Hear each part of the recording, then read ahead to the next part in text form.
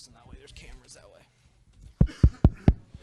All right, we're going to go ahead and roll into our post-race press conferences here at Martinsville Speedway. We are joined by the winning crew chief, Cole Pearn, winning team owner, Joe Gibbs. Cole, if you could just open up talking about this big win and what it means to advance to Homestead. Yeah, I don't even know what to say. Yeah, that was still don't feel like woken up today. I'm not sure how we did that, to be honest. So I haven't quite processed it. So pretty cool to be, going to Homestead. I think 4 of the last 5 years for us, and this is the first time we've ever been locked in this early. So haven't quite processed it all. All right. And Coach, same question for you. Yeah, I just am so thankful for this race, Martinsville, getting locked in. I mean, all the people that mean so much to our race team. Toyota had a good chance to call Bob and everybody there. Jeff at Auto Owners, huge deal for us there. You can imagine. Johnny Morris was here. Nora Miller. It's just, when you reflect on that, as an owner, all those people gamble, they come with you, and they're part of the team. And this sport is unlike any other because they truly are in the race, part of it. We couldn't be here if it wasn't for them. So I always think about them. For Coy and I, just really thankful for everybody back at the race shop too. Everybody there. Toyota, just a huge partner. Had a chance to speak to everybody there. So it's all about the people, I think. The people back working on the cars and everything, they don't get to enjoy this. We have a little celebration on Mondays, but I'm just really thankful to be a part of something like this, to have such great people and be in such a great sport and get a chance. We all love coming to Martinsville.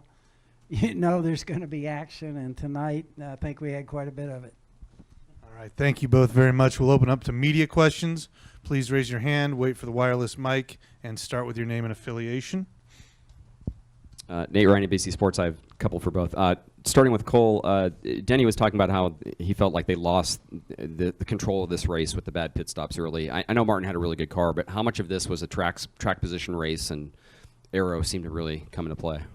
Yeah, I don't know. I mean, I felt like we were pretty decent that first run, and then we made a good adjustment on that on the first stop, and we kind of stuck with it from there. And I know maybe track position did matter, but I felt like we worked lap traffic really well, and we were able to open up the gap a few times pretty well. So I mean, I'm sure Denny thinks that, but I don't know. I mean, we led almost the whole race. I don't really have a different perspective of it, to be honest. And now that you have qualified for Miami, I mean, Kyle Busch has said when he won this race a couple years ago, it felt like a 2-week hall pass. Logano talked about how they prepared with those 2 weeks. What does this do for your team getting ready for the championship? Yeah, it's crazy. I mean, I've heard everybody talk about it. We've just never lived it till this year. So I don't know, just gonna enjoy this today, and then we'll get to work. And we've kind of been working on Homestead already, but now we'll be able to kind of dive into it deeper. It's going to be a challenging year. I think every Homestead,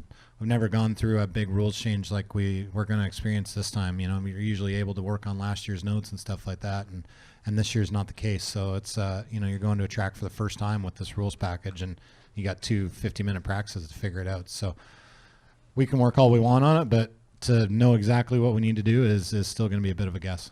Hey, Coach, your thoughts on the altercation between Denny and Joey after the race? Well, we all know in racing there's so much at stake here. And, I always I'm not sure exactly everything that happened, but I always leave that up to the drivers. But there was a lot at stake, and when there's a lot at stake and it's Martinsville seems to bring that out.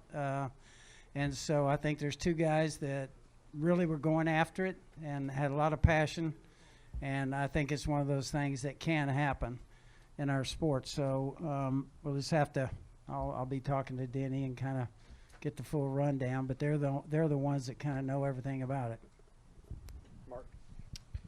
Mark Garrell Pearn. I have one for Cole and one for Coach. Cole, when you look back at you were talking about these last 4 or 5 years.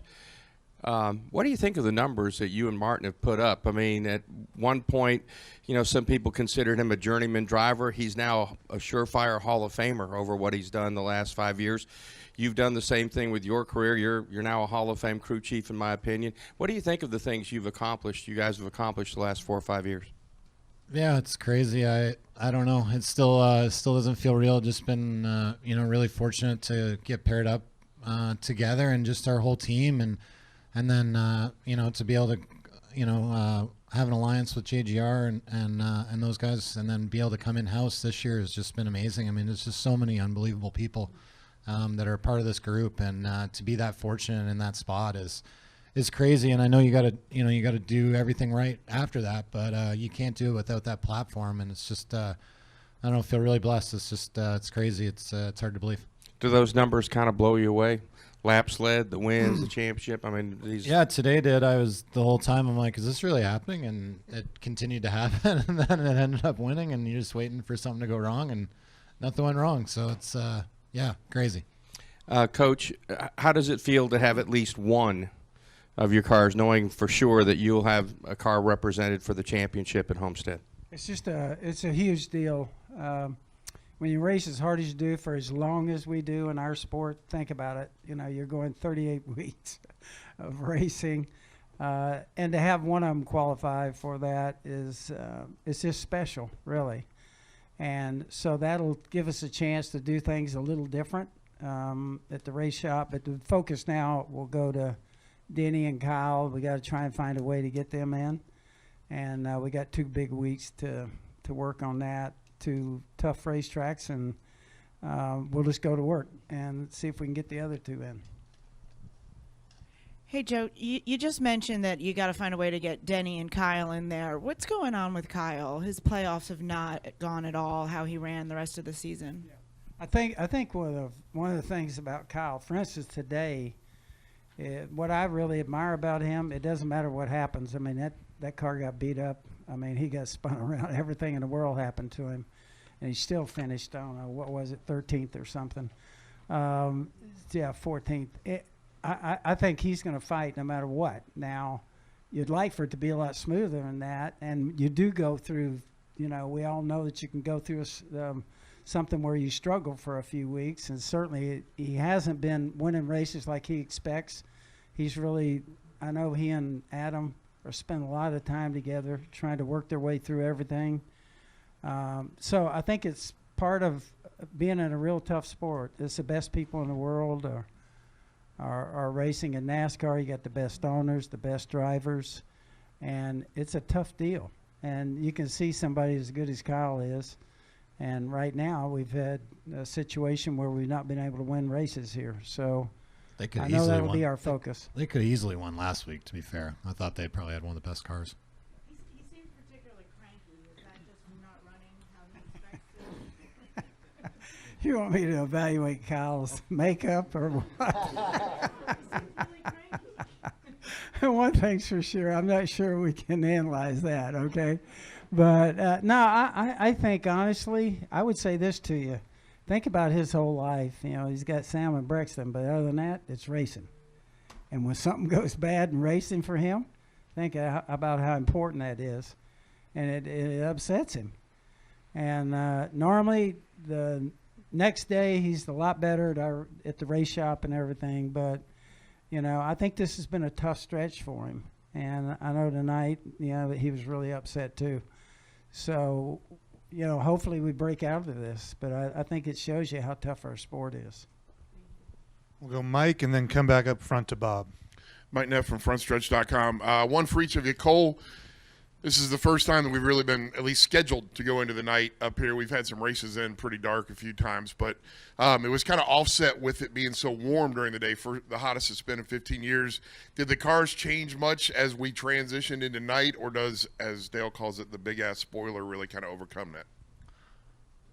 Yeah, that was definitely, I don't think we've ever had it that warm and then cool down like that. So it's, this track's so temperature sensitive. It's hard to manage, but we kind of had a plan going into it and just stuck with it as it went, and seemed to work out okay. I'd have to, it'll be curious to go back and look and see, what the other guys fought in that transition and what they did to handle it. So, obviously from our side, I feel like we did pretty good. So,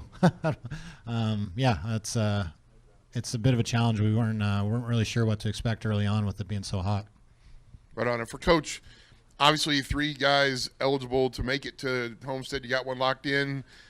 At this point, do you focus resources on Denny and Kyle, or are you still laying it across all 3? Or are you taking the resources for the 19 and focusing them already to Miami? Yeah, everything in our sport is so focused on sponsors and everything that happens with our race teams, obviously, but we can't afford to just be focused on one car or 2 cars. It's all the way across the board. Even Eric tonight, really upset with everything there, and Stanley Black & Decker is just a huge sponsor for us. So we work hard on all 4 cars. Obviously, this will be a different situation with the 19, and so these guys, Cole and their team, they'll probably approach it a little bit differently. But what, Denny and Kyle, we're going to be trying to win a race, and so's Eric. I told Eric the best thing for us to win one of these races down the stretch for them and for Stanley. And I think he feels that way. Qualified well this week and didn't run as well. So I'm just saying, it's kind of all the way across the board. You never really focus because there's so much for us that we depend on all 4 cars. That's one of the things I love about our sport. It's very unusual. You got to get 4 teams to work together, to have a chance to compete at this level, and it's hard to do, but we need all 4 teams. Bob Hawkers, Fox Sports. I have one for each of you. Cole, you won at Vegas, you won Charlotte. How do you feel you'll stack up against whoever you face at Homestead? Yeah, I think Homestead's a little bit of an unknown, but it's definitely a lower grip track. So I feel like for Martin and our program, that's that falls into our wheelhouse. But it's going to be tough. It's going to be a battle of being good on the short run versus the long run, and how that plays out for you. And you're going to have to go and make your bed, and hopefully it's going to be your day. It's crazy. It can come down to that, but I think this year more than ever with these rules, it's going to be that way. And for Coach, in the last few kind of quote-unquote fights that have happened on pit road after races, it seems like crew members get involved, and it's hard to tell whether they're trying to separate or trying to exaggerate or go after each other, or the drivers. What do you instruct your crew members to do in these situations? Well, we obviously, I think everybody's crews try and protect their driver, and I think generally what we try and do is separate guys. But we all know emotion runs high. It's a sport that brings a lot of intensity to the racetrack. Think about how much work you go. We're at 35 or 36 weekends. Everything you put into this, and if you see somebody do something to you that you think goes against your what's best for you, there's going to be a price to pay for that. So I just think it's emotion. It's part of our sport. You see it in most sports, to be truthful. Cole, can you answer that? About crew guys getting involved in driver fights? I think it's emotion, right? I don't know. I grew up getting in a lot of fights in my life, so I don't have a problem with it. Yeah. Yeah, I don't see why everyone gets so worked up about it here. I don't think it's a big deal. Oh, I was good at starting them. I don't know how many I win. I just made sure I had bigger friends to help me out when I got going. I didn't think about that. we ought to brush you up a little bit, stick you in the middle of some of that. Okay. Cole, another one for you. You guys, even though you're qualified now for the championship, I mean, the playoffs you guys have had by far better than any of the other 7 remaining drivers. I mean, you're 20 points ahead of Denny. And really, I think Talladega was your only stumble. I mean, how do you approach the next 2 weeks? I mean, do you still just want to try to win the next 2 weeks and prove to everybody, hey, we're the most formidable opponent here left? And, how do you carry that going forward, knowing that you the big prize is still a few weeks away. Yeah, I think I think we're fortunate. The next 2 weeks we're going back to tracks for the second time, so that makes it a little bit easier to prepare. So I feel like Texas we struggled, but we know where we kind of went wrong there the first time. So definitely optimistic for there. I think it's definitely a bit of a wild card with such a low fall off and hard tires. It's going to be kind of a strategy game and how you shake out on that side of it. But feel really good about Phoenix. We were we finished second there in the spring and really kind of hit on some stuff that helped us the rest of the season. So definitely optimistic going there. So yeah, I mean it's still a NASCAR Cup Series. So if you have an opportunity to win, you want to go do it and do it for everybody on our team and our partners. So yeah, we're still gonna try hard the next 2 weeks. But yeah, obviously Homestead is going to be important. Do we have any other questions for either gentleman? Thank you both very much and congratulations. Yeah, thank y'all. Thank you.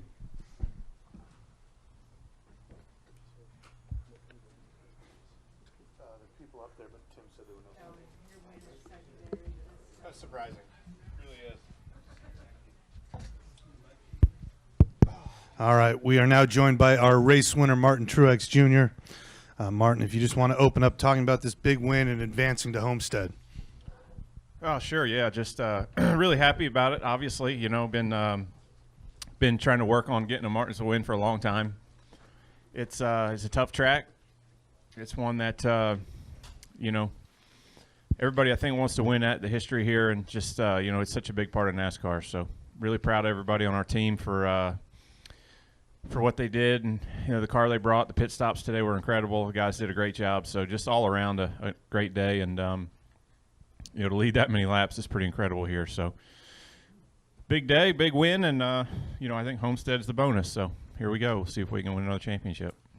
All right, we will open up for questions and start here with Jenna. Martin, you had not won at a short track before this year, but you were good at short tracks. I mean, what turned and clicked and made it just so that you could do it? I don't know, to be honest with you. I mean, you look at we won here, we won at Richmond twice. You look at how many races at Richmond we should have won in the past few years. Bristol we haven't been that great, but we've been close. And then here third last year, I guess, leading coming into the last set of corners. So yeah, I mean, I guess sometimes it's your day. It's your time, and we work hard. We put everything into it, and sometimes things work the way you want them to. Sometimes they don't. And this year they went the way we needed them to, and here we are. Would you have roughed someone up for the win? We don't have to talk about that, do we? Mark? Wait till next time. Mark Garrow, PRN. Martin, can you talk about, I heard a little comment that you made on NBC after the race about the intensity and how it's never been this intense. Can you just talk to that a little bit and try to explain to the fans and folks like us what that intensity feels like? I mean, I could try, but I'm not that good at it.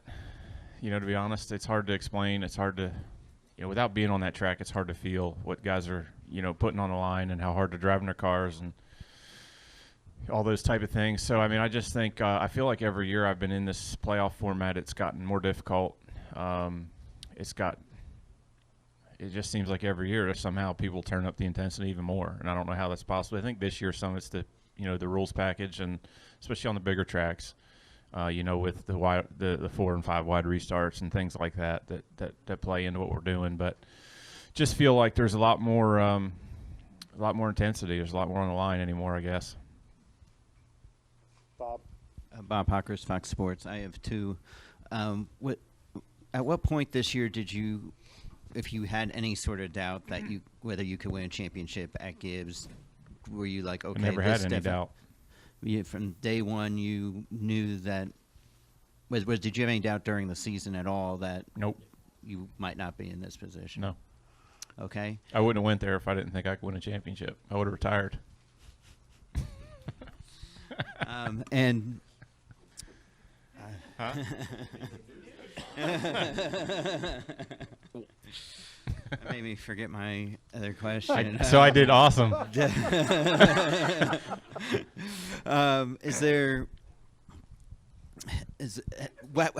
has the Come on, playoffs? spit it Have the playoffs been any different being with Gibbs than they were 2 years ago when you made your championship run with Furniture Row? Yeah, it's a good question. I think for me, no. I don't really feel much different about it. I think the cool thing about it was we had, when we were at Furniture Row, the first year we had, an alliance with RCR. The second year when we won the championship in 17, we had the alliance with JGR. So it feels a little different because, we were kind of like the outsiders then, at Gibbs. And now, we have all those people there pulling for us and wanting us to do good. So it's a little bit different, I think, from that perspective. But for me, that's all team stuff. That's for Cole to deal with and the crew guys and the pit crew and all that stuff. For me, I don't really feel like it's any different. I do the same job now as I did then. I just have a lot more people to know their names during the week and thank. So it's a little bit different, but at the end of the day, it doesn't change a lot for me. Charles Rourke, Star News. One thing I want to ask you is that how does it feel? You won the race. You should be getting attention, but all of the TV is talking about the fight. That's fine. It's cool. That's fine. Yeah, whatever. But you said you didn't give a damn when I heard you on NBC. I don't. You're just glad to be out of that fight, right? I'm glad I'm not fighting. I'm glad I won. And not only, honestly, it's really not only about going to Homestead for me. This is a huge win for me personally. This is huge. I was so mad. Part of the reason I was so mad last year wasn't because of Homestead. I felt like we could still get there, and we did. I wanted to win this race. I wanted to win at Martinsville because it's been so tough for me. And first couple of times I came here, we were terrible. Awful. I seen Bono yesterday. He used to be my crew chief, Kevin Bono Mannion, and we joked about how bad we ran here the first couple times just yesterday. So. For me, it's just a personal thing. You want to be able to win everywhere. You want to be able to conquer all the things you say. I need to figure that out. And to finally get it here, it just feels good. So Homestead, yeah, it's awesome. But, standing here today, the win here and taking that grandfather clock home is even bigger to me. In my living room. Yeah, you'll be able to see it as soon as you walk in the front door. So. I've actually looked at that spot before and thought that grandfather clock would look good right there. We'll go Nate and then the back of the room.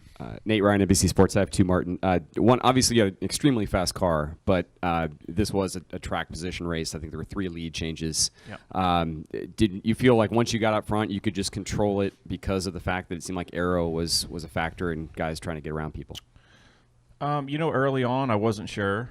And then, we led some, and I was like, okay, it's pretty good. Guys, they're hanging around, but I didn't know if we'd be able to keep the car the way it if we'd be able to keep up with the racetrack, because I knew it was going to cool off. I knew it was going to get dark. This place is notorious for changing with temperature as far as how the rubber goes down, how your car reacts, how your car handles. So I never really thought I was in control of anything. I just tried to keep doing what I was doing, keep telling them what the car was doing if I needed to change something, and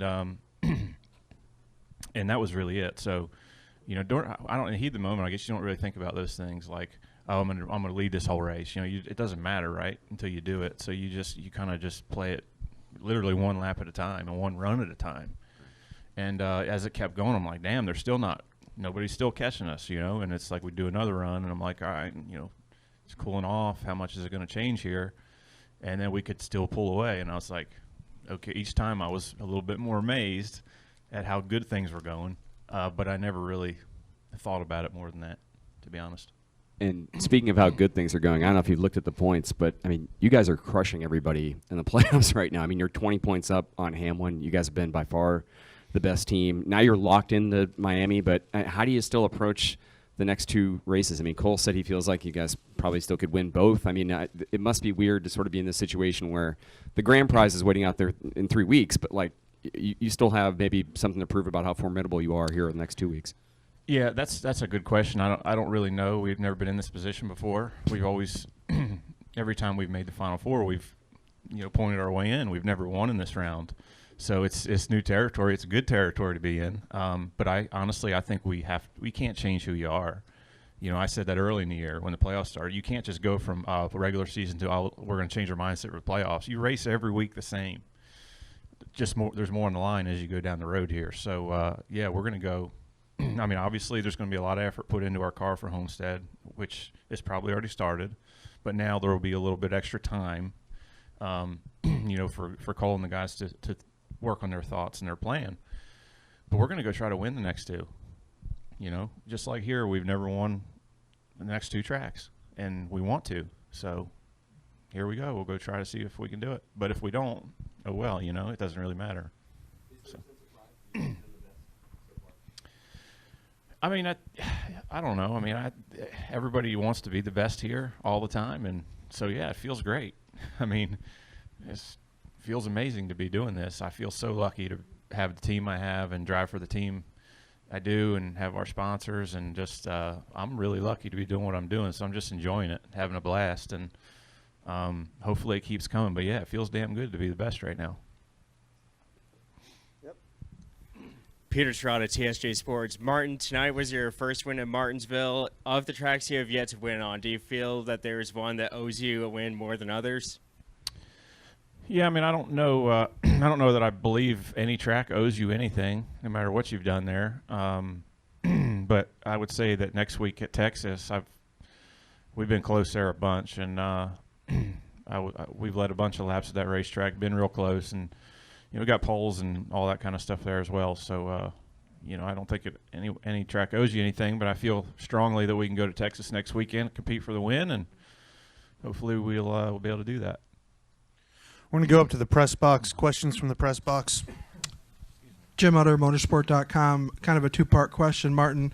First, William Byron seemed to be the only guy who really could get to you much at all, and that was at the end of the race. I wondered if there was anything you thought he was doing that maybe the others had less success at trying, and if you had any concern that he might try something a little bit more since he was kind of already out of the Homestead picture. Well, my original thought was they put Jeff Gordon back in that car because he was so good here. So I was like, damn, Jeff's giving him tips or something. You know, Jeff was amazing here. So to see the 24 running that good was pretty cool, first off. And, you know, he did an amazing job. He's really good on restarts. And I felt like every time even midway through the race when he got to second, there was a lot of times we were in tons of traffic, and I kept looking back there, and he was just hanging around. So he did a really good job of hanging around all day long. And then at the end, you know, I was just trying to get good restarts and make sure I could get a little bit of a gap. I knew he was hungry. I knew he's never won before. So I knew he was probably willing to do just about anything to get a win. And I just tried my best to try to get a little bit of a gap because I honestly didn't want him anywhere near me with 2 or 3 laps to go. So that's all I was trying to do, was just keep a little distance there. And luckily we're able to do that. We'll stay in the press box. We're all clear up here. Thank you very much. We will go to Jordan and then Mark. Jordan Bianchi, The Athletic. Martin, are you the championship favorite at Homestead? I don't know. You tell me. You've got the stats. It doesn't matter what I think. I'm going to go there and try to win the race. So that's my job. That's all I really care about, and that's all I think about. Do you think you have the car and everything to beat those guys? Oh, of course I do. I think I have the best team, and I think we'll have a really good car for there, and we'll go try our best. It's what we do. It's one race. So, I mean, I don't know. Y'all can figure out who the favorites are. Mark Garrow. Mark Garrow, PRN. Martin, in these next 2 races, there could be a scenario where you're out there to win the race, and winning that race could prevent one of your teammates from moving on to Homestead. They could be your toughest competition if they were at Homestead. Obviously, Denny Hamlin, Kyle Busch, top of their games. So is that something that you would have to do to win a race to freeze them out? Say you're at, whether it's Texas or Phoenix, they're behind you and that kind of thing. I mean, we're going to go race as hard as we can race. Like I said, I mean, I wouldn't mind winning the next 3. So, I mean, that's what we're going to try to do. I mean, that's what we get paid to do. That's our job, is try to win. So, yeah, I mean, we're not going to let anybody win, if that's what you're asking. doesn't matter who they are, teammates or not. We're not going to let anybody win. So, I mean, we're going to try our best, and hopefully we can get it done. Will there be any consideration at all, given that you're already in, if you can help them get in? Or, I mean, again, they're competition. We're not going to let anybody win. Charles. Yeah. I've been thinking back, Joey Logano's like controversy for years back here. You got any advice for him? Because every time he comes to Martinsville, it's a fuss. No, I got no advice? No advice. Bob Pockris. Bob Pockris, Fox Sports. Did you- Two of the guys that you could be potentially. Where's your spoon at? Your ladle. So you Yeah, call it wooden spoon. The two of the guys that you could be facing for the title are Hamlin and Logano, and they get in this scuffle post race. Do you know, like, when you're racing, can you see like guys that you're like, oh yeah, those two guys are racing each other harder because they were in a like, is that good for you if they're in the championship and they potentially have that in the back of their mind, or do you think drivers forget about it and? Yeah, I don't know. I mean, I think it, something like what happened today, I think is, they're not going to give up their chance at a championship by worrying about what happened today, if they get to Homestead. But, certainly the next 2 weeks they'll be thinking about it when they're around each other. So we'll have to wait and see what happens.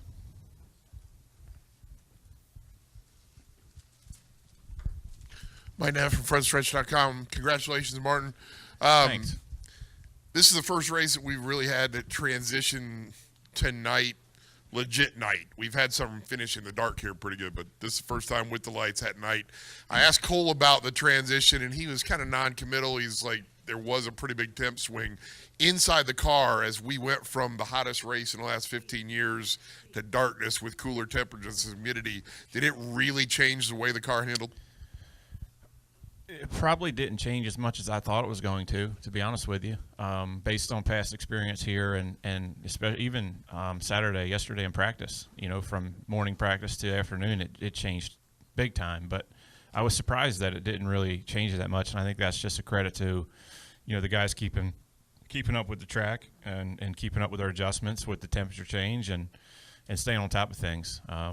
So, yeah, I mean, I was surprised how, like I said earlier, our car stayed so good the whole race. We made some adjustments early, and then we were just doing really small stuff the rest of the day. So I was surprised by that. Martin, what kind of sense of pride do you take? This is your third straight year making it to Homestead in 4 out of 5 years. You've done it with 2 organizations, but basically the same team. I mean, how good do you feel about what you've accomplished? I feel great about it, because we've had a lot of different things in that time, if you think about it, from teams to, personnel to, manufacture, different chassis, this and that. I mean, we've had a lot, different alliances and things. So it's a big deal, I think. And rules changes, different cars, different styles. It's a lot to learn when they change those things. So for me personally, it means a ton. And, obviously the one constant in there really has been Cole and our relationship and what he brings to the table for me. And you look over history and look at the combinations of driver and crew chief and the success they were able to have together. And I never really knew what that was like until I got with Cole. And so it's a lot. It means a ton. I love racing with him. He's a great guy, great leader, and he's put some great teams together for us over the years. So, it's really cool to be a part of that, and hopefully we can just keep it going. I mean, that's the biggest thing. We're working hard on trying, and hopefully we can keep that going. But you never know. Have you ever seen him fight? No. He said he told us earlier he fights all the time. I mean, in hockey maybe. Yeah. We're going to close with Deb. Deb Williams, RacingToday.com. Congratulations, Martin. Thank you. You were just mentioned in answering Jenna's question about a lot to learn over these last few years. Do you approach a race different than you used to, or do you study data more?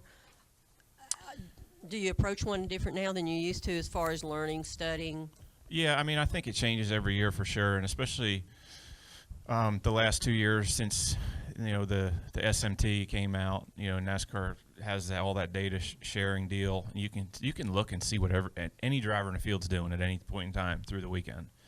You know, if somebody's doing something different or they're really fast, you can look and see what they're doing. So, I mean, there's a lot more information available today than there was 5 years ago, and you just have to try to keep up with it all.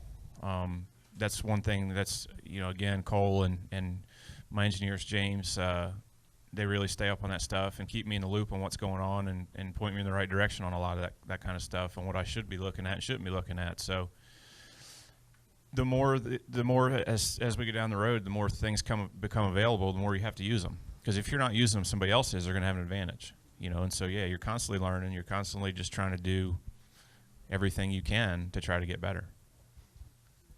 Thank you very much, Martin. Thanks, guys. Congratulations. Appreciate it.